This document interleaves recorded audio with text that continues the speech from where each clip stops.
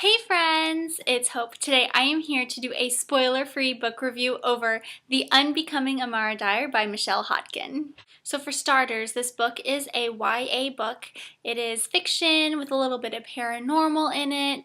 If you are not one to read scary books, I definitely think you could still read this. While it did have some elements that were kind of a little creepy because you just had no idea what was going on and what to expect, I still think you as a reader could get through it. Alright, so this story follows our main character, Mara Dyer. We find out at the beginning of the book that she was involved in an accident and she was the only survivor from that accident. And because of this, she is experiencing some extreme PTSD.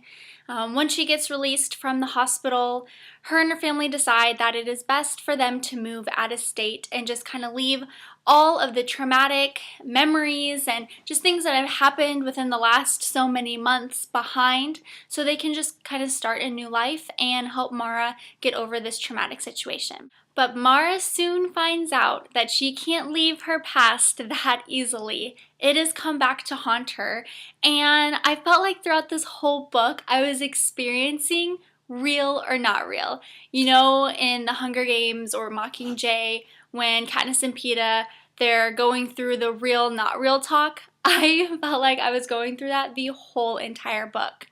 I mean, Mara, like I said, is experiencing PTSD, so she does have hallucinations, but some strange things are happening to her, which makes Mara, our character, and the reader question, okay, is this really happening or is this a hallucination? But because of this, that is why I love this book so much. I wanted to just keep reading and find out what in the world was going on and what was real and what was not real. Now, when you get to the end of the book, you don't have too many of those real or not real questions answered, but you do have some, which I did really enjoy because I would have been super frustrated if I got to the end of the book and it didn't have any of my questions answered.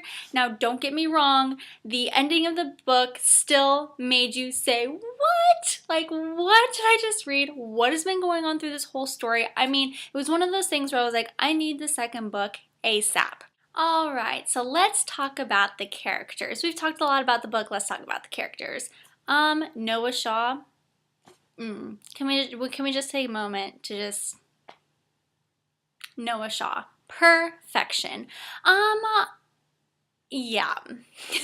So now that you've just seen my swooning moment over a fictional character, Noah Shaw, let's actually talk about him. So we know that he is in the same school as Mara. He is kind of a mystery boy and he has a beautiful accent. So of course, all the girls at school are swooning all over him. Mara is trying to not fall into that classification of swooning all over Noah Shaw, but let's just be real. I don't know how she wasn't going to be able to kind of keep her distance because Noah is smart. He is super helpful. He thinks of others. Yes, he is a bit cocky and can sometimes rub people the wrong way, but like I said, he has a good heart, he wants to help out, and probably one of the main reasons why I really enjoyed his character, he did not care how messed up people thought Mara was. He did not care all of the crazy things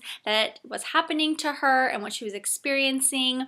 Noah just accepted her regardless of her flaws, and I just really love that about him.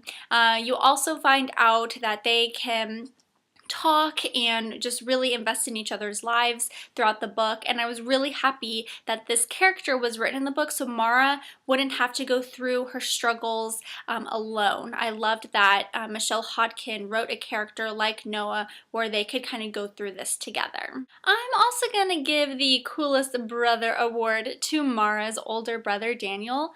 If I had a brother, he is the type of brother that I would want. He sticks up for Mara, he figures out a way to let her get out of the house, and is just really there to support her, talk to her, give her guidance. I mean, he was just a super cool brother, and yeah, my cool brother award would go to him. And last but not least, let's talk about Mara, our main character. Now, I really applaud Mara's character for not freaking out probably as much as she should have.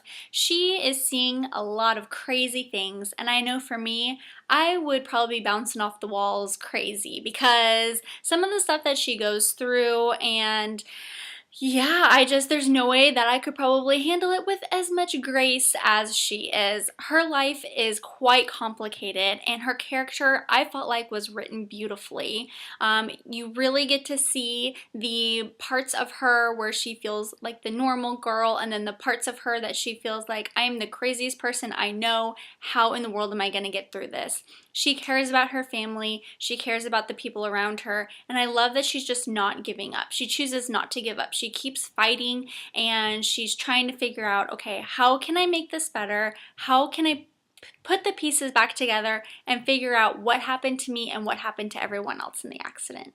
Guys, if you can't tell how much I adored this book, then I didn't do a good enough job at this review, but I did give this book a 4.5 out of 5 stars. I think on Goodreads I just bumped it down to a 4 stars out of 5, and the only reason why I didn't give it a 5 out of 5 stars, because like I mentioned earlier, this book does get really confusing. I could probably see why maybe this would make a reader not want to keep reading this book because they just felt utterly confused. For me, it did push me to keep reading through the chapters because I did want to know what it was all about.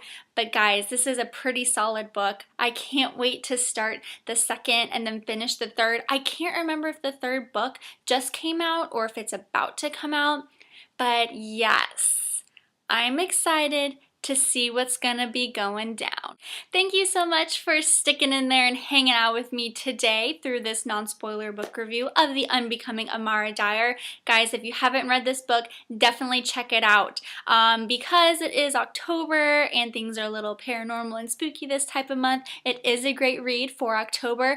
But if you guys are watching this or you're thinking about reading this at in another month or like another season, go for it. It's great. I recommend it. Until next time, guys, you have a wonderful day, and I'll see you soon. Bye.